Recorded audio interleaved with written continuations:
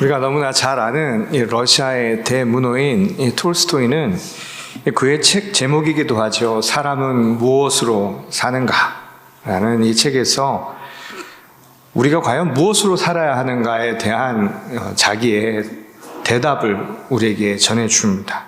그것은 무언가 하면 사람은 사랑으로 산다는 거예요. 다만 정말 무엇이 필요한지 사람들이 그것을 모르고 살고 있을 뿐이라고 그는 단언한 바가 있습니다. 사람들이 살면서 이 필요하다고 생각하는 것은 실제로 대부분의 경우 없어도 사는데 큰 지장이 없는 게 많죠. 그저 있으면 편하고 또 좋으니까 이게 필요한 것이겠거니 아마 사람들이 그렇게 착각하고 살아가는 것 뿐이라는 겁니다. 돈이 없으면 굶어야 하니까 불편하죠. 힘이 없으면 사람들에게 무시받기 쉬운 세상이죠. 그런데 생각을 해보면 돈이 있어도 먹지 못하는 경우가 있고요. 힘이 있어도 세상으로부터 손가락질을 받을 수 있는 겁니다. 그러니까 돈이나 권력을 갖는다고 해서 우리의 삶이 그 자체로 완벽해지거나 또 그것이 우리 삶의 목표라고 말하기는 굉장히 어렵다는 겁니다. 그러니 그것을 우리 삶의 온전한 진리요, 그리고 그것을 삶의 방향으로 삼는다면 참 우리를 슬프게 만들 수 있는 일이라는 것이죠. 이 소유의 넉넉함에서 삶의 이유를 찾으려 했던 한 부자의 비유 이야기는 이를 우리에게 아주 잘 보여주죠. 한 부자가 그 밭에 소출이 풍성함에 심중에 생각하여 이르되 내가 곡식 쌓아둘 곳이 없으니 어찌할까 하고 또 이르되 내가 이렇게 하리라. 내 곡간을 헐고 더 크게 짓고 내 모든 곡식과 물건을 거기 쌓아두리라. 또 내가 내 영혼에게 이르되 영혼아 여러 해 쓸 물건을 많이 쌓아두었으니 평안히 쉬고 먹고 마시고 즐거워하자 하리라 하되 하나님은 이르시되 어리석은 자여 오늘 밤에 내 영혼을 도로 찾으리니 그러면 내 준비한 것이 누구의 것이 되겠느냐 하셨으니 자기를 위하여 재물을 쌓아두고 하나님에 대하여 부요하지 못한 자가 이와 같으니라. 그러니까 너무나 잘 아는 비유의 이야기인데요. 근데 이 이야기에서 부자에게 중요한 관심, 무엇으로 사는가? 그의 핵심은 소유와 관련이 있다는 것을 알 수가 있죠.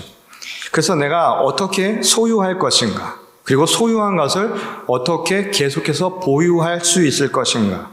그리고 그것을 통해서 내 삶이 평안하고 만족스러울 것이라고 그런 생각을 했던 겁니다.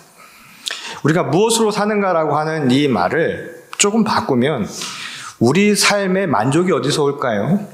우리가 행복이라고 하는 영 기쁨이라고 하는 게 어디서 올까요? 라고 바꿀 수 있을 겁니다. 그런 의미에서 본다면 이 부자에게 행복이라고 하는 것, 자기 삶의 만족이라고 하는 것은 소유라고 하는 것을 통해서 오는 것임을 알 수가 있는 것이죠. 그러니까 소유가 행복의 근원이라고 믿었던 겁니다. 근데 예수님은 그렇게 곳간에 쌓아둔 것이 얼마나 어리석은 일인가라고 우리에게 가르쳐 주시죠. 그의 영혼을 거두어 가시면 그것은 아무 소용이 없는 일이라는 겁니다. 이 소유한 것은 그냥 남의 것이 될 뿐이라는 거예요. 이 비유에서 예수님과 부자의 생각에는 하나의 공통점을 발견할 수가 있습니다. 그것은 행복이라고 하는 것을 예수님도 그렇고 이 부자도 영혼을 채우는 것, 영혼이 기뻐야 이룰 수 있는 것이라고 말씀하신 거예요. 규정은 똑같습니다. 누구든 내 마음이 기쁘지 않으면 사람은 감정으로 느끼지 못하는 법이니까 아주 지극히 당연한 이야기인 것이죠. 다만 부자가 자기 영혼을 만족시키기 위해서 소유라고 하는 것이 굉장히 필요한 것이라고 생각한 반면 예수님은 영혼을 채우는 것과 그리고 소유라고 하는 것은 별개의 문제라고 보셨다는 그 차이만 있을 뿐이라는 거예요. 이 밖에 있는 곳간을 채우는 것과 우리 내면의 영혼을 채우는 것은 똑같은 것이 아니죠. 우리가 그렇게 생각하는 것뿐이지 바깥에 있는 게 어떻게 내 안을 채울 수가 있겠습니까? 그러니까 우리가 진짜 쌓아야 할 곳간은 이 바깥에 물건을 쌓아놓는 저장고가 아니라 사실은 우리 내면의 영혼이 되어야 한다. 이것이 바로 예수님의 말씀이었던 거예요. 그럼 여기 하나의 질문이 남겠죠. 그럼 우리 영혼에 쌓아야 할 것은 과연 뭘까요? 우리의 영혼이 쌓인다라는 것, 우리 영혼의 곳간에 저장되어야 할 것은 과연 무엇을 두고 한 말이겠습니까? 이 톨스토이가 사람들이 무엇이 필요한지 모르고 살고 있다고 한 부분이 바로 이것을 두고 한 말이었죠. 이 인생이 늘 채워지지 않을 수밖에 없는 이유가 뭐겠느냐는 거예요. 우리의 영혼을 채우기 위해서는 그는 이렇게 얘기한 겁니다. 사랑밖에는 없다는 거예요. 이 외부의 것을 소유해서는 그런 방식으로는 결코 사람은 자기의 내면의 영혼을 기쁘게 하는 것은 불가능하다는 겁니다. 우리가 욕망이라고 하는 것을 생각을 해보시죠. 이 욕망이라고 하는 것은 늘 밖에 있어요. 내면에 있는 욕망은 더 이상 욕망이 아닙니다. 욕망은 다가가면 다가갈수록 멀어져요. 그러니 욕망이라고 하는 것은 결코 신기루 같아서 잡히지 않는 게 욕망이에요. 손에 잡히면 사람은 결코 욕망하지 않습니다. 거기서 멈춰버리죠. 아마 예전에 대중가요 중에 이런 노래 가사말을 기억하시는 분이 계실까요? 한 번 보고, 두 번 보고, 자꾸만 보고 싶다고요. 이걸 기억하시는 분들이 많으시네요. 그게 거짓말이라는 거 다 아시죠? 한 번 보고, 두 번 보고, 자꾸만 보고 싶어야 하는데 사람의 마음이 그렇지 않아요. 경험해 보셔서 다 아실 거 아닙니까? 살아보니까 그게 아니더구나. 사람들이 잘 알죠. 이 바깥에 있는 재물만 감가상각이 되는 게 아니라 우리의 마음도 그만큼 줄어들기 마련인 거예요. 왜냐하면 욕망이라고 하는 것은 만약에 욕망의 대상으로 삼는다고 했다면 더 이상 욕망의 대상이 되지 않을 수 있기 때문이라는 거예요. 그래서 사람들은 항상 욕망이라는 것을 저 바깥에 있는 것으로 채우려고 한다는 겁니다. 근데 그렇게 해서는 자기 만족이 불가능하다는 거예요. 그 말은 결국 자기 스스로 욕망하는 것, 저 바깥에 있는 것을 통해서 내 안을 채우지 못하는 게 인간이 가진 존재의 한계라는 것을 알 수 있다는 겁니다. 그래서 톨스토이는 이야기한 거예요. 우리의 영혼을 채우는 것은 밖에서 채워지는 게 아닙니다. 우리 안에서 채워져야 된다는 거예요. 그럼 우리 안을 채우는 건 어떻게 채우느냐? 자기 자신이 채울 수도 없다는 거예요. 서로가 채워주는 거라는 거예요. 그 서로가 채워주는 것을 톨스토이는 바로 사랑이라고 보았던 거예요. 오늘 예수님은 하나님께 대하여 부유해지는 길, 바로 이렇게 말씀하셨죠. 사랑이라고 하는 것을 우리에게 이렇게 정의를 내리신 겁니다. 그렇다면 하나님께 대하여 부유해지기 위해서 우리가 살아가는 삶에 추구해야 할 사랑이라고 하는 것은 그럼 과연 어떤 모습을 두고 하신 말씀일까요? 이 부활의 소식이 전해진 이후에 제자들을 찾아오신 오늘 본문의 예수님 이야기를 통해서 우리는 우리가 추구해야 할 사랑의 모습이 어떠해야 하는가, 그리고 실제로 우리가 살아가는데 무엇으로 살아가는지 가장 필요한 그 모습을 우리가 찾아보게 됩니다. 오늘 복음서의 저자인 요한은 부활의 장면을 이 빈 무덤이라고 하는 배경을 두고 묘사를 한 바 있지요. 이 무덤이 비어있다라고 하는 사실이 그렇다고 해서 부활을 그대로 증거해 주냐 하면 그렇지는 않습니다. 사람들이 그렇게 생각하지 않아요. 왜냐하면 부활을 그냥 빈 무덤을 보고도 사람들이 믿지 않으면 그것은 소용없는 일이기 때문입니다. 이 부활은 눈으로 보고 확인해서 알 수 있는 게 아니라 믿음을 통해서 알 수 있는 전혀 다른 영역이기 때문이라는 거예요. 우리 영혼의 문제라는 겁니다. 저 바깥의 문제가 아니라, 눈으로 보이는 저 바깥의 문제가 아니라 부활은 우리 내면, 우리 영혼의 문제, 믿음에 속한 이야기라는 거예요.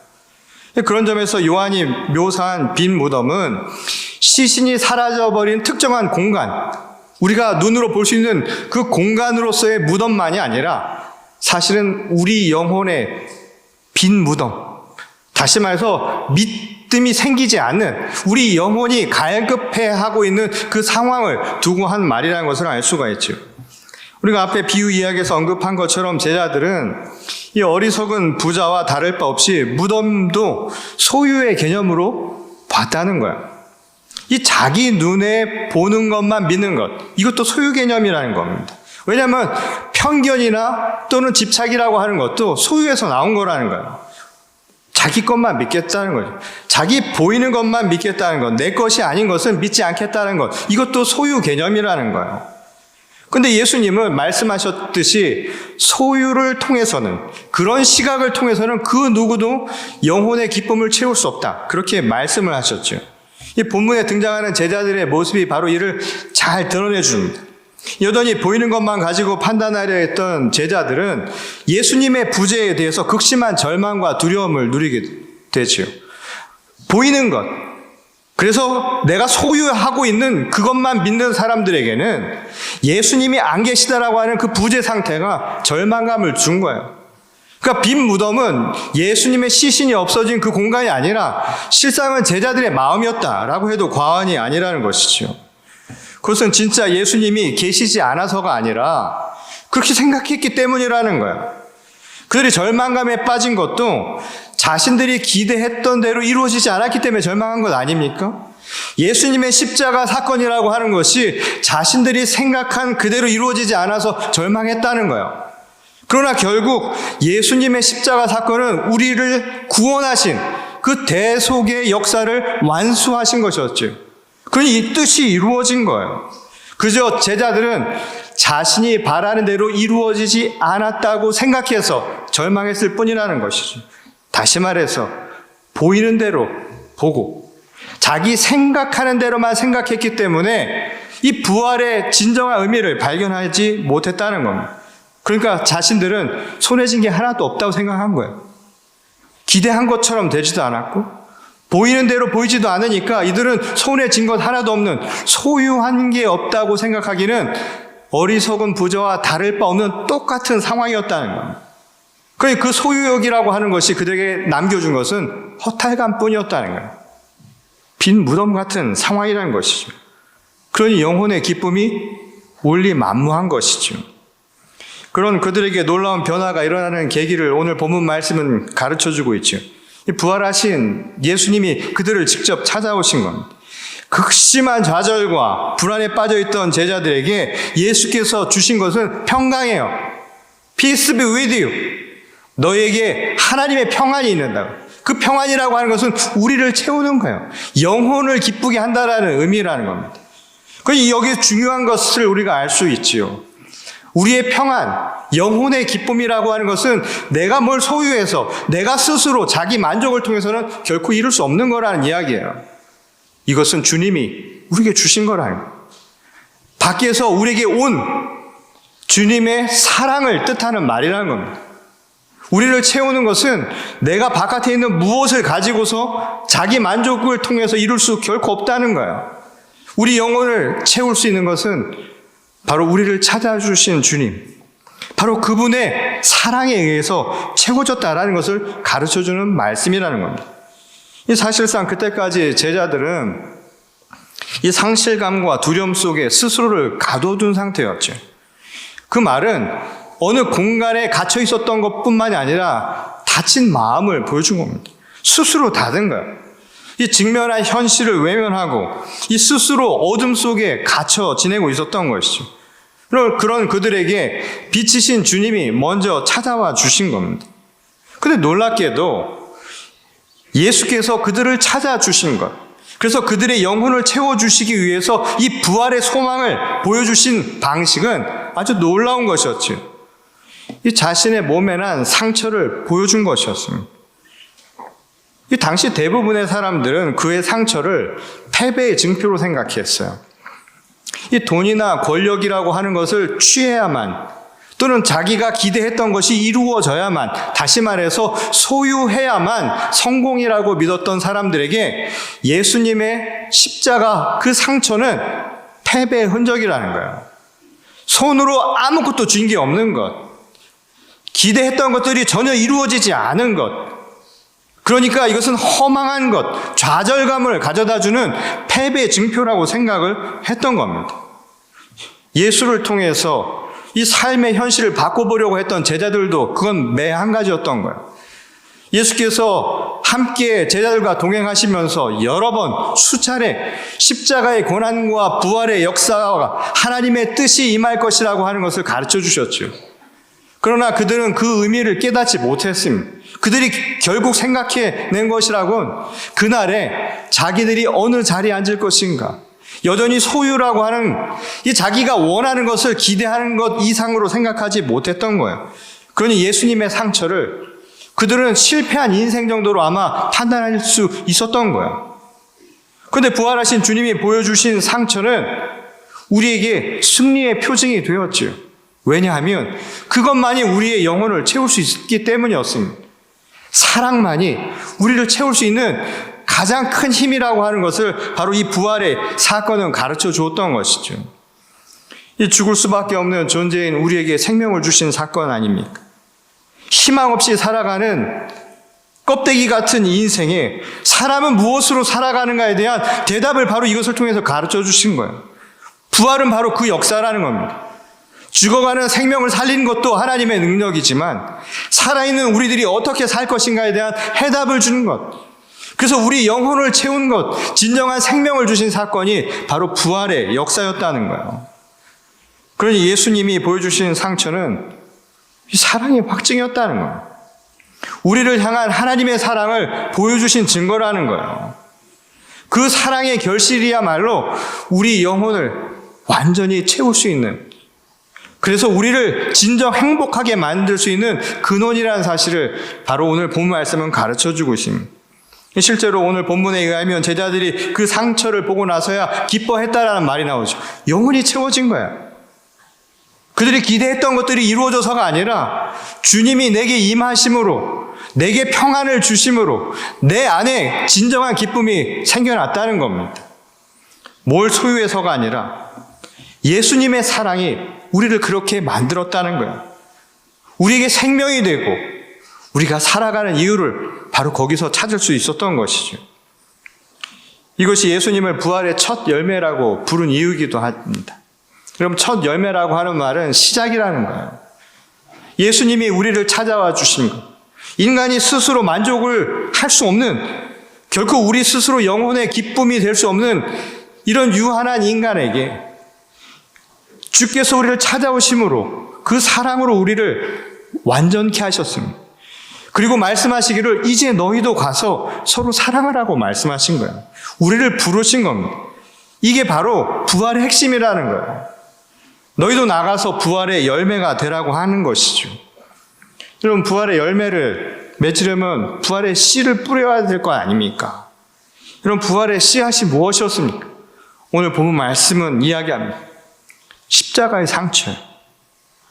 그게 바로 지극한 사랑이라는 거예요. 그리고 그 사랑을 우리도 서로 행하면서 살아가라는 거예요. 이 사람들은 많이 거꾸로 생각을 하는 경향이 있죠. 사랑을 하면 좋다고 생각을 해요. 그거 어쩌면 진짜 사랑 아닐 수 있습니다. 내가 좋아하면서 하는 거, 그 사랑 아닐 수 있습니다.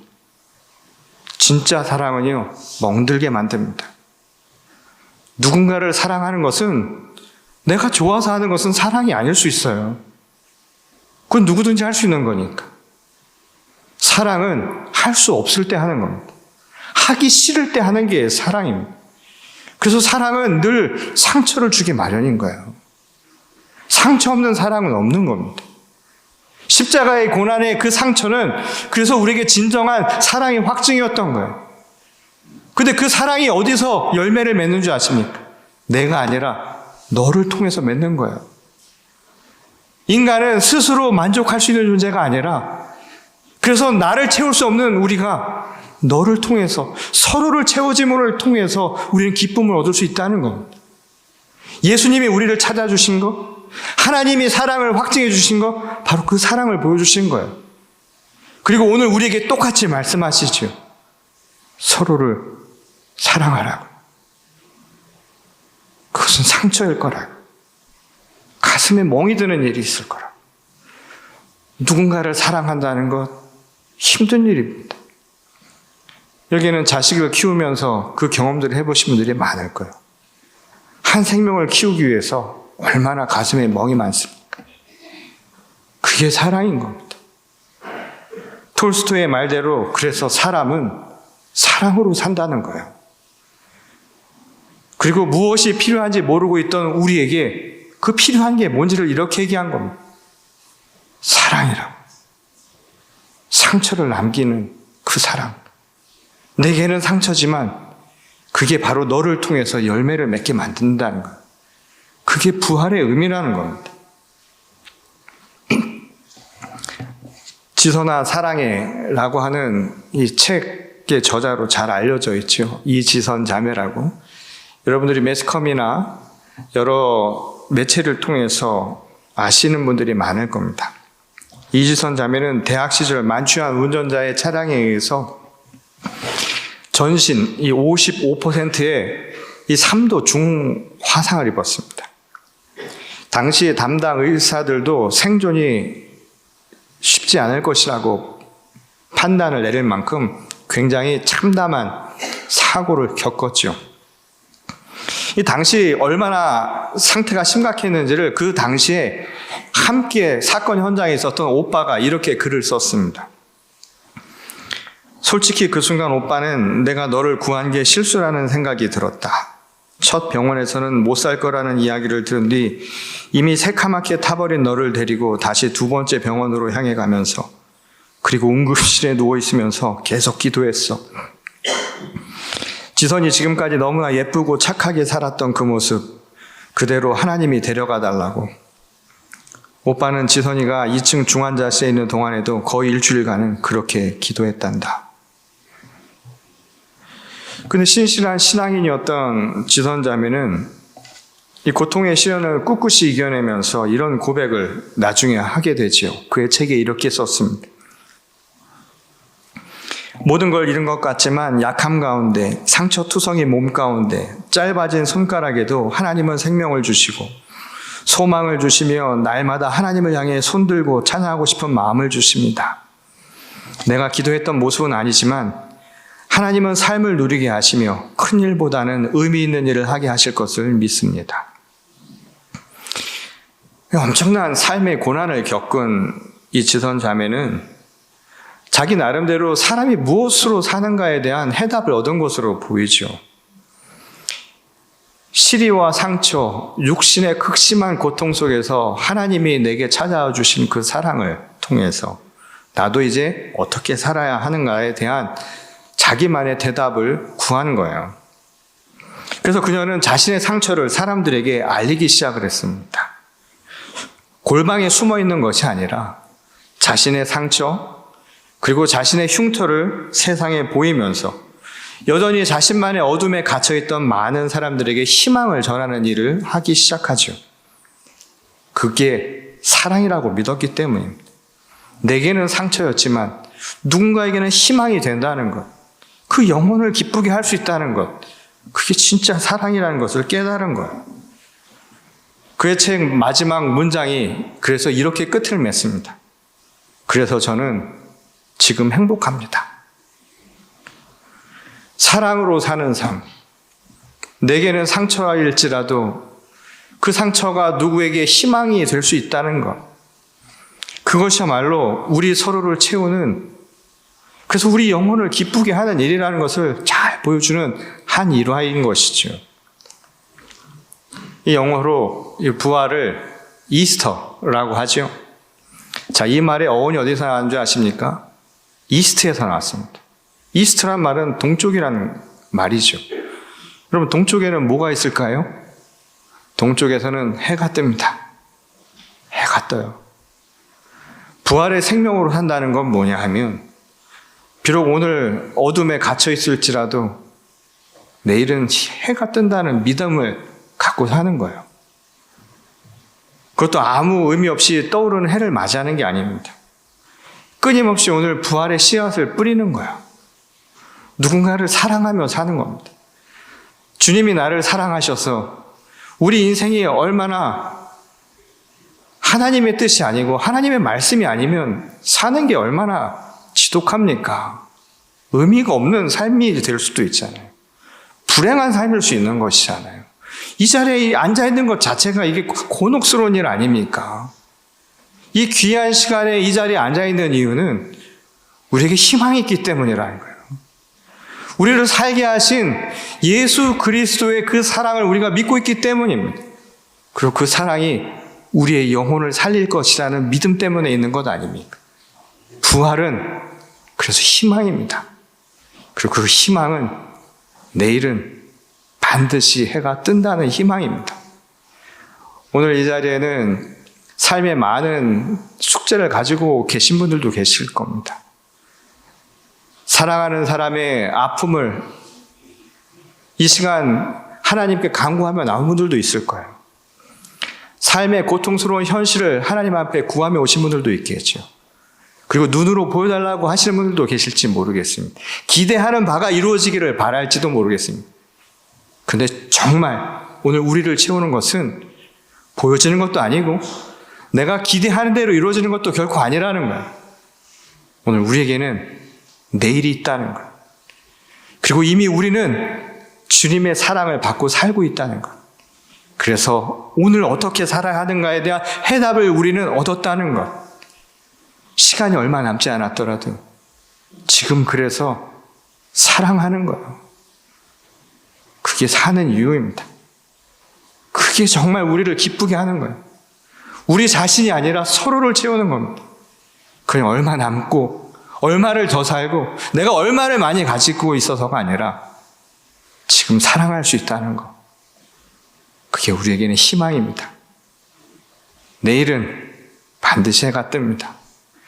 오늘 이 자리에 계신 여러분들, 부활의 기쁜 소식을 들으십시오.